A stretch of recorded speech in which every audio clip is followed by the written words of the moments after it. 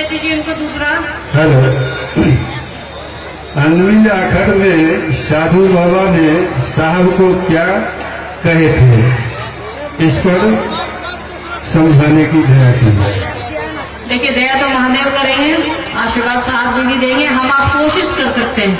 साहब ने अनविल आखिर उनकी जो किताब है उसमें एक कहानी है, एक साहब के जीवन से जुड़ी हुई। जब साहब मनातू में थे और माँ, चूंकि माँ का मायका तो मनातू ही है, आप लोगों को मालूम है, शायद कुछ लोगों को नहीं जानकारी हो तो सुन लें। उन्होंने रात में वो और माँ बाहर टहल रहे थे। मनातू गढ़ के पीछे बगीचा है बहुत बड़ा, क्योंकि वहाँ बड़े लोग हैं हम लोग, हमारे नाना साहब बहुत बड़े आदमी, तो वो उस हिसाब से पूरा उन लोगों का बहुत ज्यादा फैलाव था। तो माँ और पापा, साहब और दीदी वहाँ पीछे रात में टहलने गए तो देखा कि एक साधु बैठे हुए हैं, मतलब एक वृद्ध पुरुष बैठा है जो बड़ी बड़ी दाढ़ियां हैं उसके पास। तो वहां जाकर के माँ उनको कुछ कहती हैं, तो उन्होंने कहा कि देखो वहाँ शीशा का एक टुकड़ा है, उसको उठा करके देखो उसमें कौन दिख रहा है। तो साहब ने शीशे के टुकड़े को उठा करके देखा तो साहब को एक बहुत बड़े साधु की तस्वीर दिखी। तो साहब ने कहा भाई शीशा देखेंगे तो मेरी, आप अगर शीशा देखेगा तो आप ही का मुंह दिखेगा कि मेरा दिखेगा, या हम देखेंगे तो मेरा दिखेगा। तो साहब ने जैसे उस टूटे हुए आईने के टुकड़े को उठाया तो साहब को अपनी जगह किसी दूसरे साधु की तस्वीर दिख रही है। तो साहब ने कहा कि ये मैं थोड़े हूं। तो उस वृद्ध साधु ने कहा कि आईना झूठ नहीं बोलता। ये समझने की बात है हमको और आपको कि साहब दिखते हमारे आपकी जैसे हैं, पर वो है नहीं, वो ये समझिए, वो जैसे दिखते हैं वो है नहीं। हमको और आपको कोशिश करनी चाहिए कि हम आप साहब दीदी बने, इसका सारांश यही है।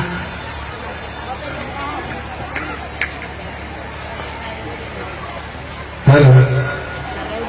साहब और शिव में क्या अंतर है, समझाने की दया कीजिए।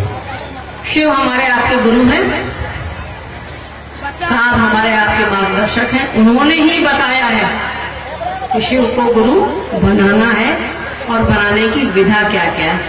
कहा जा रहा है कि शिव गुरु है, जगत गुरु है, गुरुओं के गुरु हैं। अरे भाई, हम खगड़िया में तो ये महोत्सव है, कोई रास्ता तो बताता तभी तो हम आते हैं। गुरु हैं, गुरुओं के गुरु हैं, संभव है गुरु में नवा कहा ही गया है, पर कोई बताएगा कि फलना स्कूल में एडमिशन कैसे होगा, तो बताने वाले हैं हमारे आपके साहब और दीदी माँ।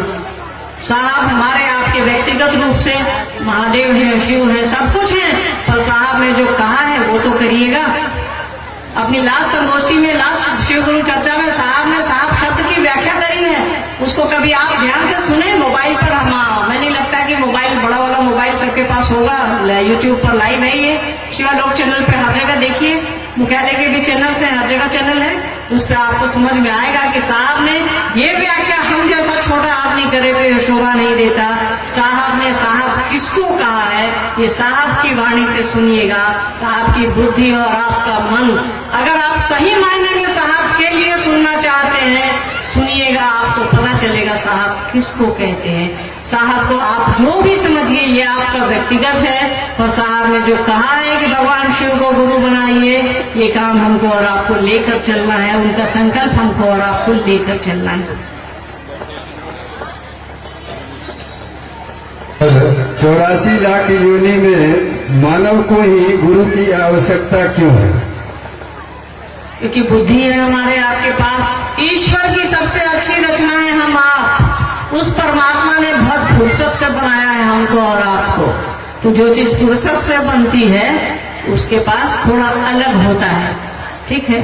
तो हमको और आपको बुद्धि है सबसे ऊपर। एक जानवर को आप लिटा दीजिए, आप लोग के पास जानवर को लिटा दीजिए, उसका पूरा पैर हाथ सब एक लंबी सीधाई में उसको खड़ा करिए, तो देखिएगा कि सबसे ऊपर उसका मुंह आता है, हमारा आपका सबसे ऊपर माथा आता है। यही है ईश्वर की रचना कि मनुष्य को उसने माथा दिया है, बुद्धि दी है, समझ दी है, और कहा है कि तुमको मैं अपने अंश में भेज, सारी चीजें उसी की बनाई हुई हैं। पर शिव होने की पात्रता उन्होंने सिर्फ मानव को दिया है, मनुष्य को दिया है, क्योंकि उसके पास समझ है, नैसर्गिक है, वो परमात्मा दे करके ही भेजता। जानवर को हम आप ट्रेंड करते हैं, हमको और आपको ट्रेंड करने की आवश्यकता नहीं पड़ती, बस महादेव की दया से एक रास्ता मिलता जाता है और हम आप चलते रहते हैं। ठीक